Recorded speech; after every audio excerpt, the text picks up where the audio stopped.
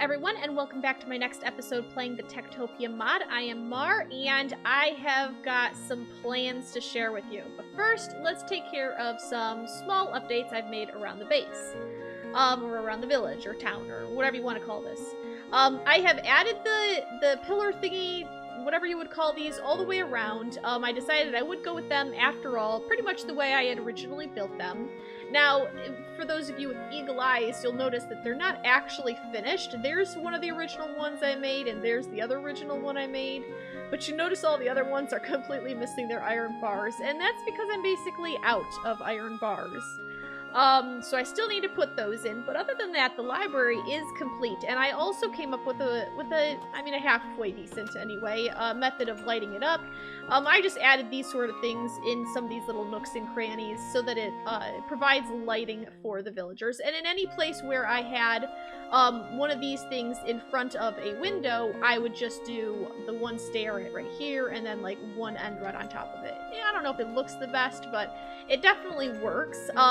And I went ahead and spawned in our villager down here. Now, because he's a normal villager, he doesn't have, they already don't have a lot of sense, as we've already seen in this series.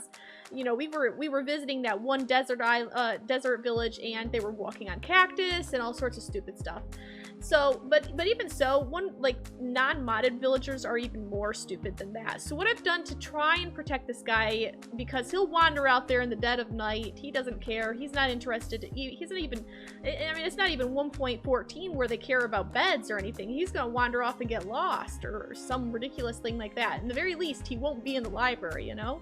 So, just to sort of protect him against his own stupidity, I've put him inside of barrier blocks. So I've got one here, and one here, and then one above his head, so he can't get out. Now, technically, if I have poorly lit this place up, a zombie could still come up here, squish into the corner, and zap him, or a baby zombie could climb over the barrier blocks and zap him.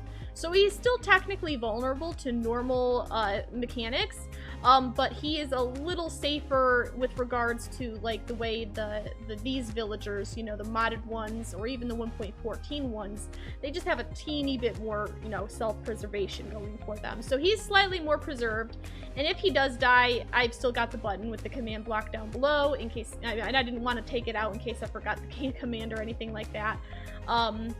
Now, to look at his trades here, he's trading iron bars, bottles of enchanting, not necessarily because I care about bottles of enchanting, but it's one of the few things that you can only get through vanilla trading. So I added it back in, since obviously in the new mechanics we won't be able to get that like we used to.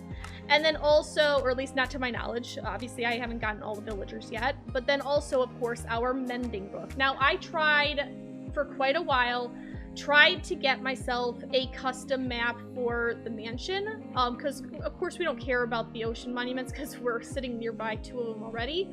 I couldn't get it to work. I don't know if it's even possible to just spawn in a map for the nearest mansion. So we may have to either just try and explore and find one ourselves, or we could cave and go with just do a command to tell us where it is. But I did try to at least get the map like that. So there's his trades. I don't think he'll unlock any additional ones. I did some testing on a creative world, and no matter how many times I traded with him, these were the only 3 he ever had. So we should be good to go as is, as far as he's concerned. And actually, I guess since we're here anyway, let's go ahead and pop this out. We'll worry about mending later, I think. I just want to get... Oh, that's way too many. Let's just do 1 stack of emeralds. I've managed to do some trading. We've finally gotten some enough vegetables and even some of the wood types to allow for us to, you know, trade for more emeralds. So what I want to do... I'm not even going to use all of these. Honestly, I could have just grabbed some of the wrong ones I already had. But I do want to get some iron bars. So I'm going to take... Ooh, what a deal. Well, thank you. I don't know how well the XP can come through barrier blocks. I'm gonna, what do you say, like a full stack? Let's just get a stack of iron bars. So thank you, sir. Thank you. And, okay, he's got green particles. Did he unlock another one? Oh, he did. Oh, an ocean map? Oh, a woodland map. Sweet. Okay, well, we don't care about the ocean map. So the thing about 1.12 and 1.13, but not 1.14 villagers, is that the librarian and the cartographer are technically the same type of villager. They just have a different career, I guess, I think is how they call it. And I decided, you know what, since they're gonna visually look the same, I'm gonna make him a cartographer in his actual data. I'm gonna make him a cartographer. That way, if he does unlock additional trades, maybe we'll get lucky and get a woodland mansion. So I am like super happy that he did that. And of course we do have the ocean one here, not that we really care about it, but you know, whatever. So thank you, dear sir, thank you. I will gladly take these iron bars, and I will definitely be coming back for a mansion trade at some point. So now I need to add the iron bars in there. It's really quite simple. Let's see, I don't actually remember. I think this one maybe? Yeah, here we go. Get us some netherrack out, and we can climb up here and put in these iron bars, and then the library is officially complete. So I'll go ahead and do that.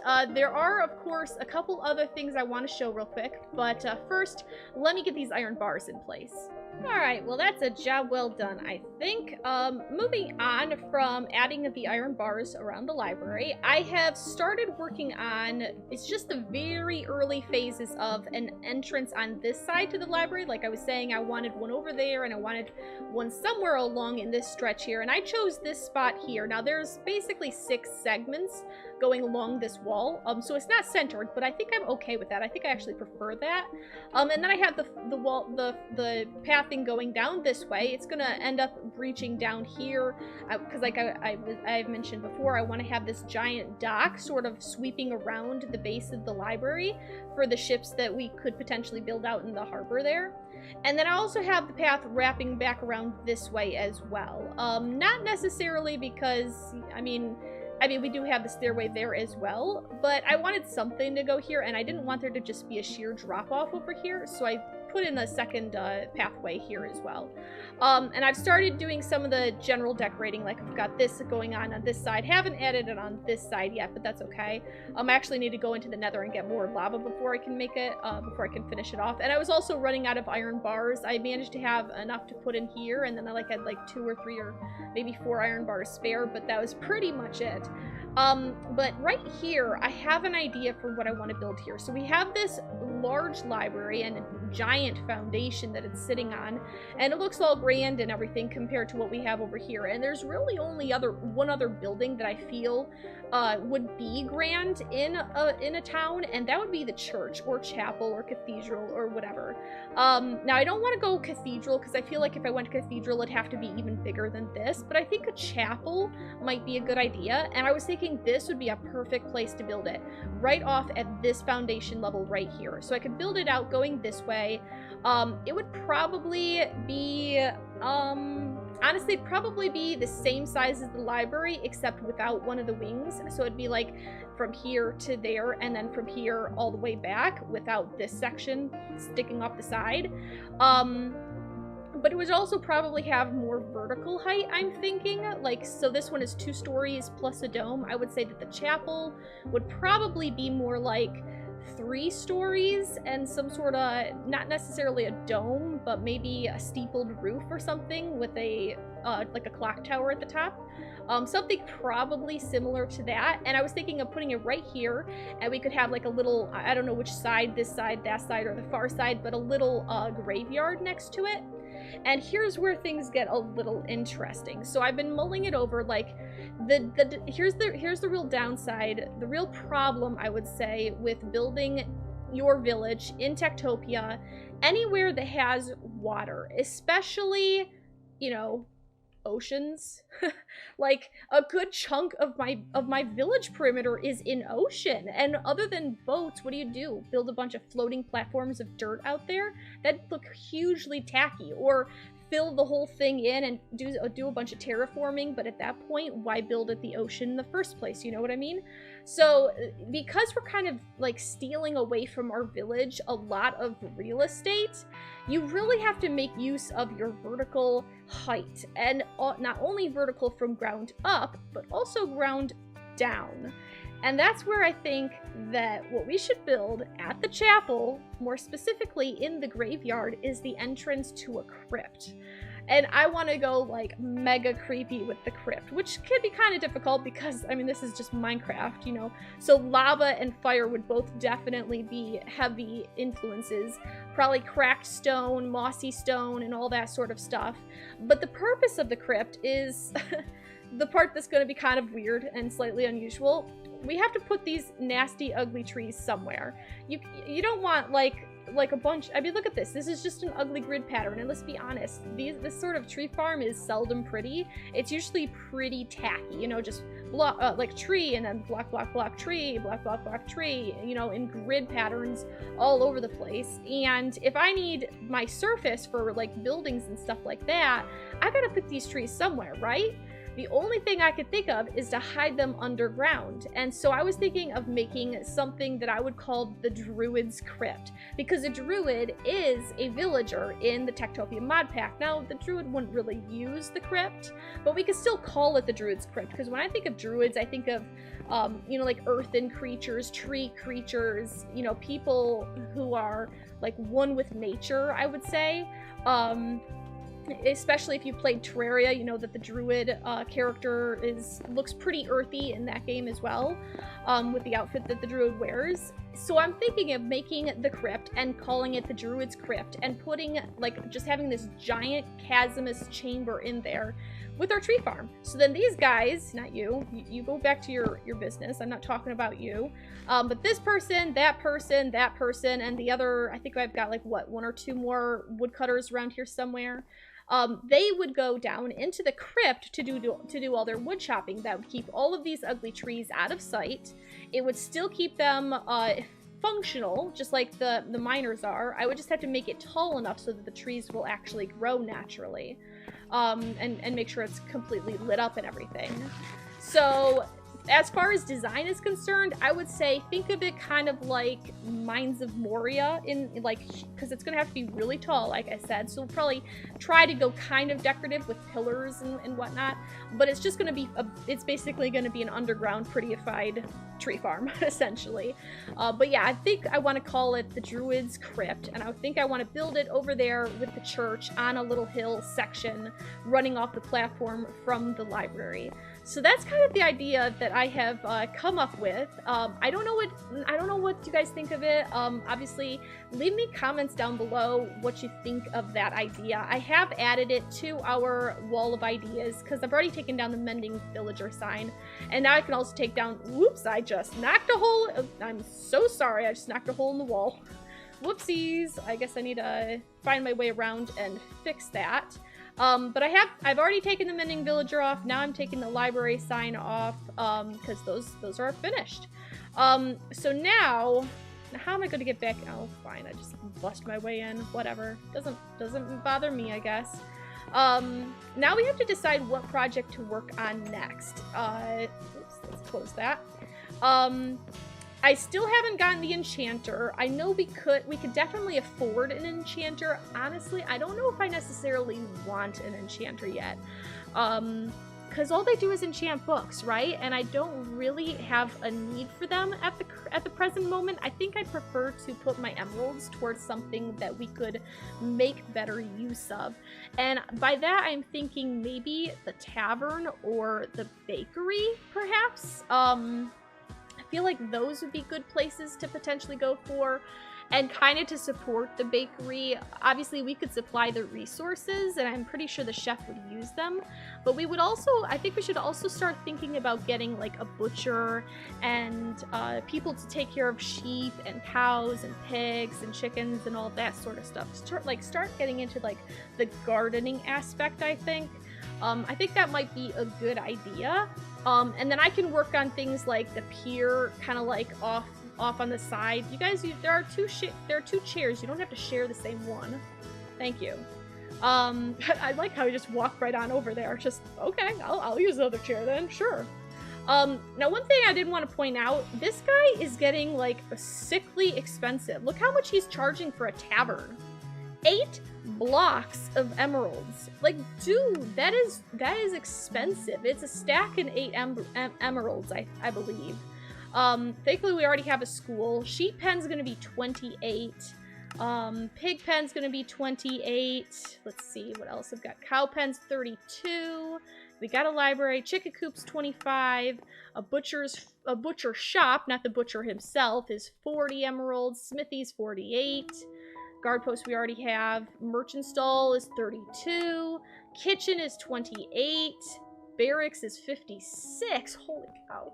Man, he's expensive, but man, I don't know. We need to start getting more resources in, I feel. And I could make them happier by making a chef so that they could eat their own food. Or I could make a bard and you could make them all happy. Farmers, lumberjacks, blacksmiths so they can make their own tools. That'd make them happier. Butcher, help support the chef. Druid, I still don't really know all of what the druid actually does. Enchanter, teacher we got. Cleric, I have no idea what the cleric does. Does it just heal them or what? But a church would be a great place to put a cleric, except, you know, he isn't gonna necessarily stay there. There's no, like, church token, so. Rancher, miner, guard. We're not doing guards until we have walls up, you know what I mean? So it's a lot of kind of deciding that we're gonna have to do, trying to figure out what we want to buy next. But let me get organized here quickly. I don't think there's anything else to show around the base here. So I kind of want to get organized, put some of this stuff away, and then we can take a look at what we're going to spend the rest of the time in this episode doing. So let me take care of that, and I'll be right back. Well, wouldn't you just know it, but pretty much as soon as I finished the last clip, it started raining cats and dogs in-game, and I was like, oh, I don't want to record in the rain. So I decided to take a miniature break, and I went out and did some massive deforestation, basically. And now, other than these trees here, and the decorative one that I have way over there, which they can't, hypothetically, they can't chop that one down. I don't think they can't. They can chop down spruce. They can't chop down the 2x2 spruce, I think. But, the tree is sitting on top of a cobblestone block, I believe it was. So they shouldn't be able to chop it down. But anyway, other than those trees, there shouldn't be a single tree left inside of our boundary. I have done massive deforestation. All the way up until that hill right there. It kind of goes up the side of the hill and then down the other side of the hill, pretty close to where that river is running there, up over this hill, and then down again, back to the lagoon that we have over here, as well as part of this hill here, just the front edge of it there. Now, I'm a little concerned, I guess. I didn't want villagers to be chopping down trees, and they were already starting to come out and chop some of this themselves because they were running out of wood over there. They were starting to chop down trees over here, and I started to get a little concerned they might wander too close to the edge and get the attention of a zombie that was, like, out in the shadows somewhere or something like that. So I decided I better just chop everything down in sight within the boundaries. They should now, once they finish chopping down their trees here, I believe they should just spend the rest of their time here in the library, because that's really the only other thing they can do is spend time in the library, since we don't have a tavern yet. I don't think they'll just wander around aimlessly. I'm hoping that once they're finished working, they'll spend all of their free time in the library, or at least as much as possible, getting smarter so that they can chop faster and all that. Because eventually, when we do build the crypt, the wood farm will be larger than this. Right now, I've got 6 of the birch, 6 of the jungle, 6 spruce, and then 6 birch, 8 of the jungle, 8 of the spruce, and then 6 of the oak. Ultimately, I'm thinking of either doing like a 3x3, so that'd be 9, or maybe a 4x4, which is 16 of each wood type, or maybe even bigger, I don't know, because I want to make sure that our woodcutters have plenty of wood to chop down, and I don't want to sort of box ourselves in by making it too small and then not being able to expand later. So it'll definitely be quite big, I would say. But all that tree chopping got me quite a bit of birch wood, which makes me happy. So let's go ahead and put this up here in storage, and then we will take a look at the tokens available. I want to see what the merchant has to trade real quick. I don't know if we even have enough of anything to trade. Where did he go? He was there just a minute ago. Merchant? Where you be? Where you be, man? Did he go this way? Oh, there he is. Hey, you. Hold still. Hold still. No, no, no, no, no, no, no, no, no. Wait, wait, wait. Okay, so. Let's see. Carrots. Okay, carrots. Let's see if there's... Nope, it looks like it's just carrots. This is top trade today. So let's see if we have... I don't think we have 5 stacks of carrots. So if we don't have 5 stacks, then we'll just have to wait for later. Carrots. Oh, you're at the carrots. Nope, we're not at 5 stacks right now. Well, that's okay. We're working on it. We're working on it. I've set all of the not you, but I've set all the farmers back to doing one specific type of plant for each of them. Although I have 5 farmers, I believe, in total, and so I've got 4 of them on specific plant types, and then the 5th person is on all 4 of them. Just to kind of get even coverage for all the plant types, all the crops over there. So that hopefully we get, you know, a good crop coming in. And of course, they all have sugarcane as well, which is less important. I don't even know if the guy trades. I don't think he trades sugarcane. But eventually that can be used for books and sugar for the enchanter and the chefs. And look at there, the sun is setting. Yay, hooray. So let's take a look in here at our architect. What do we want to work on next? What do we want to work on next? Druid's Crypt's going to be huge. It'll be a later thing, I think. I want to work towards more emeralds. The thing with the chef, though, is that a lot of the things the chef would use come from... well, either I could provide some resources myself, of course, and the chef would, I believe, use them, but I think it might be a good idea to consider getting, like, sheep pens and whatnot going. So, okay, this is going to be expensive. I don't want to do this. I don't want to do this. All right, so sheep pen is 28. I want to see if I can afford all of the animal-related things. So sheep pen, pig pen is also 28. So there's another 28. Cow pen, 32. All right, chickens, 25. So yes, I can afford all of the types there.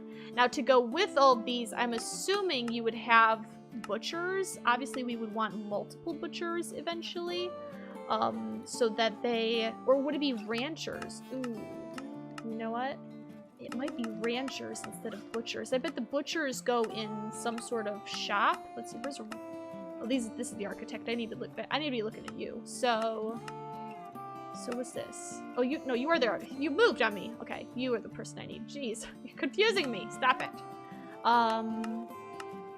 What was that? Nope, that's blacksmith. Butcher. Okay, so here's the butcher. And rancher is 6. Okay, so how much does the butcher... Because I believe the butcher is an actual token in here.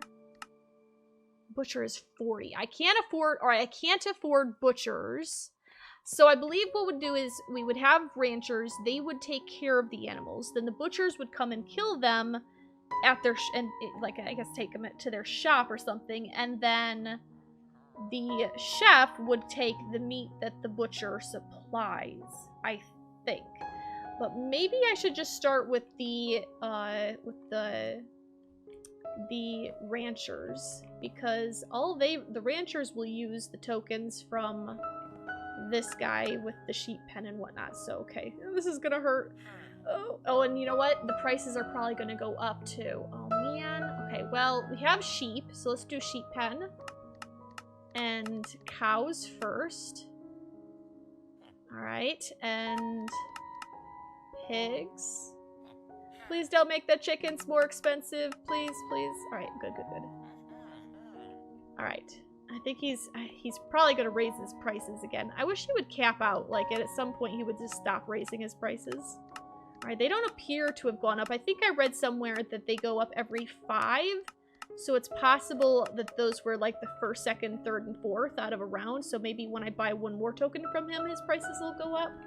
I'll probably try and make the butcher shop the next one. That way I have something, you know, to do with all of these. Now I want to buy some ranchers from you. Because it won't do me any good if I ain't got... That should do. 1 rancher for each type. I think that'll do. Oh, it's so... I broke. I have 2 emeralds to my name. I also read that if we didn't have that token sideways and we were letting the necromancer spawn in, if you get a tier 5 necromancer, and I don't know what the difference is between the tiers, like what causes one tier to spawn versus another. I'm assuming the size of your village and what the difficulty is. I have no idea about any of that stuff, but my understanding is if you get a tier 5, which is the highest tier of a necromancer, and you defeat him, you get 20 emeralds. Which sounds great, but then you're thinking to yourself, but it's a necromancer, and you ain't got a clue how to fight a necromancer. Where did I just put that? Go away. So, okay, well, we've got these tokens. Next thing, I think, will be to actually put them into proper pens, which means kind of deciding where we want them to be, because it'll be kind of the permanent location for them. But I think we might be kind of running out of time. We've kind of done a bunch of odd and ends and doing some talking about plans for the future, buying the tokens. So let me quickly double check if we have any time left. If we do, we already have sheep and cows over there, so we might just run over there and quickly set up their pen location. So let me double check and I'll be right back. It is seriously raining again. It was just raining. What gives, dudes? Well, unfortunately, we are pretty much out of time for this episode, which I'm kind of disappointed about because we didn't. I feel like we didn't get a whole lot done, if you know what I mean. But on the other hand, we have good plans, hopefully strong plans for the future. I think in the next episode, what we're going to work on is getting the ranchers and their respective animals set up into pens, which means I'm going to have to go out there and find some pigs because we don't have any. I bet we have. Do we have any eggs to potentially... 4 eggs. Yeah, we might need to go get some chickens too, because I don't think 4 eggs, the likelihood of getting enough chicks out of that to start our own little system is probably pretty slim. But we'll work on that in the next episode, getting those set up, and hopefully, I mean, the hard thing is, it feels like it's a little grindy in the early game, like a little bit of a struggle trying to get your emeralds so you can get the things you need in order to make more emeralds. So what we may have no choice but to do is to work on non-emerald things, similar to how we worked on the library for so long. So we might work on like the pier and like beautifying the area, or maybe coming up with a path design or adding the fountain, things like that that really have nothing to do with TekTopia. While we wait for our villagers to bring in crops. Dude, what are you standing out there for? Go to bed. Do I need to help him? I might need to help him. I'll do that in a minute. But we may need to do something like that so that the villagers have time to replenish their supplies in here, because I pretty much traded almost everything we have in here. The oak is almost gone. Jungles, we still got a lot of. Spruce, we have a fair bit. Birch, of course, because, you know, birch forest is where we started. We have tons of that, but we have to wait for the merchant to have the trade available at a good price. But, you know, beetroots, we're almost ready to barter them again. Carrots are halfway there. Wheat, I don't even think we trade wheat. I don't remember, but potatoes, we're still working on. Ores, slowly but surely. We're getting a lot of iron, which is good, but I don't think the guy's even traded iron. I don't even know if he does trade iron. But while we're waiting for our wares to fill back up so we can do more trading with the merchant, we'll probably just have to work on some non-villager related things once, like I said, once we get the ranchers and whatnot up and running. But in the meantime, I hope you've enjoyed this episode, and I hope you like how the library has turned out and the high enchanter, what we got set up over there. I'll probably work on trying to get more emeralds so that I can buy a couple mending books while we're, you know, working on everything else. But yeah, I hope you keep on coming back for more, and until next time, I hope you have a fantastic time, and I will see you later.